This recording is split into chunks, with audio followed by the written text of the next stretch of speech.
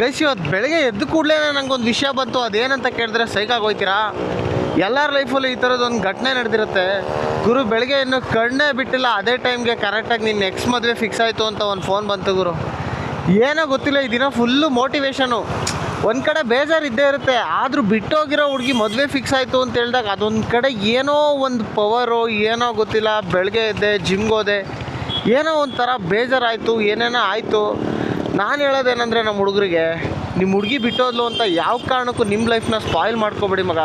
ಅದ್ರ ಜೊತೆ ಅವಳ ಲೈಫನ್ನು ಕೂಡ ಸ್ಪಾಯ್ಲ್ ಬೇಡಿ. ಯಾಕಂದರೆ ಅವಳ ಫೋಟೋಸ್ ಇರುತ್ತೆ ನಿಮ್ಮ ಹತ್ರ, ಅದೆಲ್ಲ ಇರುತ್ತೆ, ಏನೇನೋ ನಿಮ್ಮ ಪ್ರೈವೇಟ್ ಫೋಟೋಸ್ ಏನಾದರೂ ಇರಲಿ. ಸೊ ಯಾವುದನ್ನು ಕೂಡ ಲೀಕ್ ಮಾಡಿಬಿಟ್ಟು ಅವ್ರ ಲೈಫ್ಗೆ ತೊಂದರೆ ಮಾಡೋಕ್ಕೆ ಹೋಗಬೇಡಿ.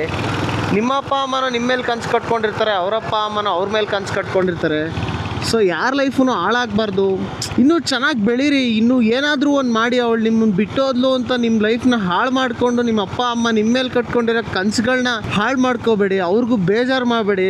ನಿಮ್ಮನ್ನು 25 ವರ್ಷ ಬೆಳೆಸ್ಬಿಟ್ಟು ಯಾವುದೋ ಒಂದು ಹುಡುಗಿಗೋಸ್ಕರ ನಿಮ್ಮ ಲೈಫ್ ಹಾಳು ಮಾಡಿಕೊಂಡ್ರೆ ತುಂಬ ಬೇಜಾರಾಗೋದು ನಿಮಗಿಂತ ಜಾಸ್ತಿ ನಿಮ್ಮ ಅಪ್ಪ ಅಮ್ಮಂಗೆ. ಯಾಕಂದರೆ ನಿಮ್ಮ ತಿಕಾಮಕ ತೊಳೆದ್ಬಿಟ್ಟು ಇಷ್ಟು ವಯಸ್ಸು ಇಷ್ಟು ಎತ್ತರವರೆಗೂ ಬೆಳೆಸಿರ್ತಾರೆ. ಯಾವತ್ತೂ ಅವ್ರಿಗೆ ಬೇಜಾರು ಮಾಡೋಕ್ಕೋಗಬೇಡಿ. ನನ್ನ ಅಡ್ವೈಸ್ ಏನಂದರೆ, ಬಾಯ್ಸ್ ಚೆನ್ನಾಗಿ ಬೆಳೀರಿ. ಯಾಕಂದರೆ ನಾವು ಪ್ರೀತಿಸೋ ಹುಡುಗಿರು ನಮ್ಮನ್ನು ಬಿಟ್ಟೋದಾಗ ನಮ್ಮನ್ನು ಪ್ರೀತಿಸೋರು ನಾವು ಹುಡ್ಕೋಬೇಕು ಅಷ್ಟೇ ಗೈಸ್. ಏನಂದರೆ ಒಂದೇ ಒಂದು ಮಾತಂದರೆ, ಯಾವುದೇ ಕಾರಣಕ್ಕೂ ನಿಮ್ಮ ಹುಡುಗಿನ ದ್ವೇಷ ಮಾಡಬೇಡಿ. ಅವಳು ನಿಮ್ಗೇನೋ ಮಾಡಿದ್ಲು ಅಂತ, ಬಿಟ್ಟೋದ್ಲು ಅಂತ, ಎಲ್ಲೋ ಒಂದು ಕಡೆ ಅವಳು ಚೆನ್ನಾಗಿರಲಿ ಅಂತ ಬಯಸಿ. ನಮ್ಮ ಹುಡುಗರು ಹೆಂಗೆ ಅಂದರೆ, ಅವಳು ನಮ್ಮಿಂದ ದೂರ ಆದರೂ ಕೂಡ ಅವಳು ನಮ್ಮ ಹುಡುಗಿಯನ್ನು ಫೀಲಲ್ಲೇ ಬದುಕ್ತಾ ಇರ್ತಾರೆ. ಅವಳ ಮೇಲೆ ಎಲ್ಲೋ ಒಂದು ಕಡೆ ಪ್ರೀತಿ ಇದ್ದೇ ಇರುತ್ತೆ. ಬಟ್ ಹುಡುಗಿರು ಹಂಗಲ್ಲ ಮಗ. ನಮ್ಮನ್ನು ಬಿಟ್ಟೋದ್ಮೇಲೆ ಅವ್ರು ನಮ್ಮನ್ನು ಕೇರೇ ಮಾಡಲ್ಲ. ಬಟ್ ನಾವು ಹುಡುಗರು ಬೇರೆ ಥರನೇ ಇರ್ತೀವಿ ಹುಡುಗಿರಿಗೋಸ್ಕರ. ಈ ವಿಡಿಯೋನ ಇಲ್ಲಿವರೆಗೂ ನೋಡಿದ್ದೀರಾ, ನನ್ನ ಮಾತನ್ನ ಕೇಳಿಸ್ಕೊಂಡಿದ್ದೀರಾ, ನೀವೆಲ್ಲ ಖುಷಿಯಾಗಿದ್ದೀರಾ ಅಂತ ಅಂದ್ಕೊಂಡಿದ್ದೀನಿ.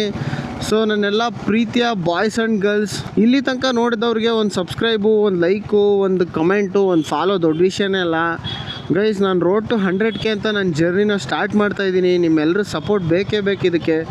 So please do support guys. Follow ಮಾಡಿ, ಕಮೆಂಟ್ ಮಾಡಿ, ಶೇರ್ ಮಾಡಿ, ಸಬ್ಸ್ಕ್ರೈಬ್ ಮಾಡಿ. ಯೂಟ್ಯೂಬ್ ಚಾನಲ್ ಇದೆ, ಲಿಂಕ್ ಹಾಕಿದ್ದೀನಿ, ಹೋಗಿ ಸಬ್ಸ್ಕ್ರೈಬ್ ಮಾಡಿ, ಬೆಳೆಸಿ. Thank you so much. I am God. God is great. Idiot.